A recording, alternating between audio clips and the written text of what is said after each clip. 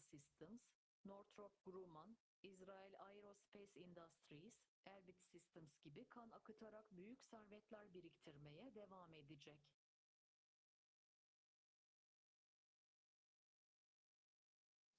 Değerli izleyenler, Türkiye, Bakü'de Kürdistan ve Orta Doğu'nun geniş coğrafyası savaşı konuşuyor. Kürt halkı ise savaşa karşı barışı, demokrasi, eşitliği Nevroz alanlarında haykırmaya devam ediyor. Peki bunların Avrupa'ya yansımaları ne? İşte bu konuyu da Erem Kanso'ya soracağız. Gazeteci arkadaşımız bizlerle. Erem Rojbaş, yerimize hoş geldin. Rojbaş, iyi yayınlar Yunus. Çok teşekkürler Erem. Erem, dünya büyük bir savaşın içerisinde. Orta Doğu'da savaş devam ederken farklı ülkelere, farklı bölgelere de yine farklı bir şekilde yansıyor. Peki Avrupa'nın gündeminde neler var? Bunları da senden dinleyelim. Yunus, teşekkürler. Tekrardan Rojbaş, bizi izleyen ve dinleyenlere de.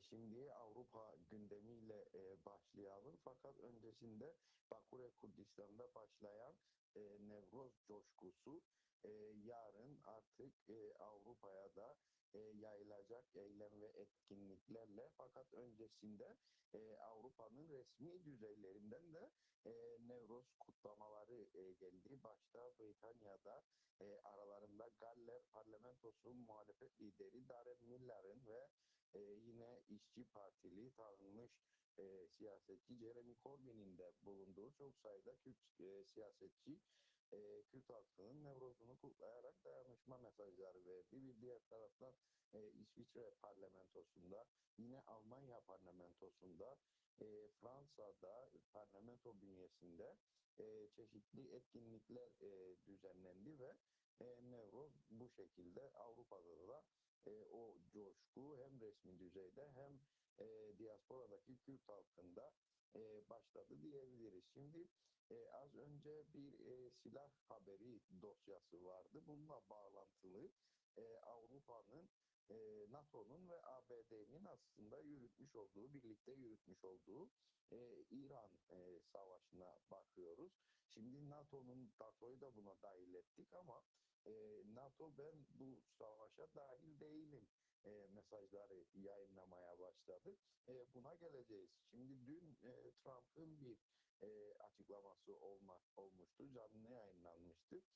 NATO ülkeleri aptalca bir hata yaptı dedi Trump. ABD Başkanı Donald Trump, Hürmüz Boğazı'nda petrol tankerlerinin geçişi için NATO ülkelerinden istediği askeri yardımın geri çevrilmesi üzerine NATO'yu eleştirdi. Bence çok aptalca bir hata yaptılar dedi ve bir gazeteci bu şimdi ana akım basında yer almıyor ama bu basın açıklamasını takip ettim ve orada bir gazeteci, belli ki muhalif bir gazeteci, Trump'a İran Savaşı'nı daha ne kadar götüreceklerini sordu. Yakında, kısa süre içinde gibi ifadeler kullanarak İran Savaşı'yla ilgili sonlandırdıklarını ve müjdeli haberi vereceklerini söyledi Trump. Şimdi buna bağlantılı olarak da İngiltere Başbakanı Keir Starmer'in bir açıklaması var. Ukrayna'da olup bitenlere ve desteğimize olan ihtiyaca odaklanmaya devam etmeliyiz diyor. Yani İran'daki çatışmadan fayda sağlayan taraf Putin olmalı diye bir cümle kullanıyor Keir Starmer. Şimdi bu bize aslında bunu da ekranlardan ilk vurgulayan biz olalım. İran Savaşı'nda artık son aşamaya gelindiğini, NATO'nun, ABD'nin, işte Almanya'nın, bir diğer tarafta İngiltere'nin Rusya-Ukrayna Savaşı'nda olduğu gibi bir taraf seçip bu savaşı körükleme, derinleştirmek yerine İran Savaşı'nda ABD'yi yalnız bıraktığı ekonomik bir krize hala hazırda aslında hazırlıklı olmadığını gösteriyor. İngiltere'nin zaten tutumu Kıbrıs Adası üzerinde ABD'ye ve NATO'ya karşı net olmuştu. En geç İngiltere dahil oldu bu savaşa ama 50 günün sonunda yine dahil oldu ve İran Savaşı'nda yerini almıştı. Şimdi NATO Genel Sekreteri Mark Rutte'nin katıldığı bir görüşmede Starmer, Ukrayna'da olup bitenlere ve desteğimize olan ihtiyaca odaklanmaya devam etmeliyiz dedi. Yani aslında İran meselesini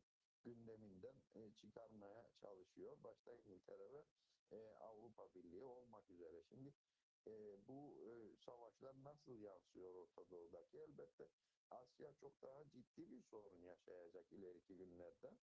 Fakat Avrupa'da da hala hazırda Almanya AB'nin geri kalanına kıyasla artan bir benzin fiyatıyla gündeme geldi, olumsuz etkilendi. Şimdi Alman hükümeti tarafından kurulan bir görev gücü bu durumun öne geçmesine çalışıyor ve petrol şirketlerinin kar oyunlarını ortaya çıkarmaya çalışıyor. E, Yani kimi kime şikayet ediyorlar o da belli değil. Yani Alman devleti zaten yine petrol ticareti üzerinden Avrupa Birliği içerisinde halen o hınzır çocuk rolünü ve o rolü çok iyi oynamaya devam ediyor.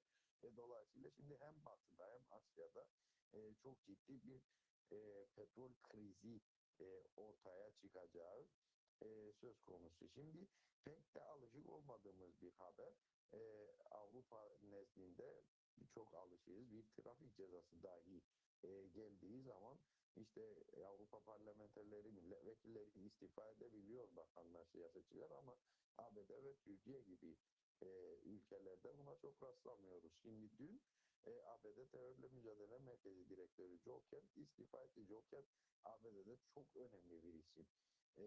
Siyasetin derinden etkileyen bir isim olmasa da aslında Joe Kent hem istihbarat birimleri tarafından desteklenen hem de bir diğer taraftan işte İsrail lobiciliğini aslında ABD Senatosu içerisinde yöneten isimlerden biri. ABD Ulusal Terörle Mücadele Merkezi Direktörü Joe Kent, Trump yönetiminin İran'a yönelik askeri hamleleri ve savaş politikasını gerekçe göstererek görevden istifa ettiğini duyurdu. Kent, İran'ın ABD için doğrudan bir tehdit oluşturmadığını savundu. Şimdi bu söylemi değerlendirmek için daha uzun bir süreye ihtiyacımız var ama şunu görüyoruz. Az önce aslında İran Savaşı'nda son aşamaya gelindiğini, politik siyasi olarak ABD'nin bu konuda e, yalnız bırakıldığını, sadece ve sadece İsrail tarafından bu savaşın içine çekildiğini, günün sonunda da ABD yavaş yavaş İran Savaşı'nda son aşamaya gelip bu savaştan artık kendini kurtarmaya çalıştığını görüyoruz ve özellikle şimdi İran'ın ABD için doğrudan bir tehdit oluşturmadığı cümlesi Trump'ın kendi lobisinden, kendi aslında başa getirmiş olduğu Joe Kent'ten böyle bir açıklama gelmesi Trump yönetimi, Trump administration'ın içinde de artık Trump'a karşı çatlak seslerin gündeme geldiğini gösteriyor. Dolayısıyla Avrupa'da gündem başlı başına İran Savaşı ve NATO'nun almış olduğu pozisyonla oluştu. Bizler de Medya Haber ekibi olarak bu gündemi yakından takip etmeye devam edeceğiz. Yeniden tekrarlayalım.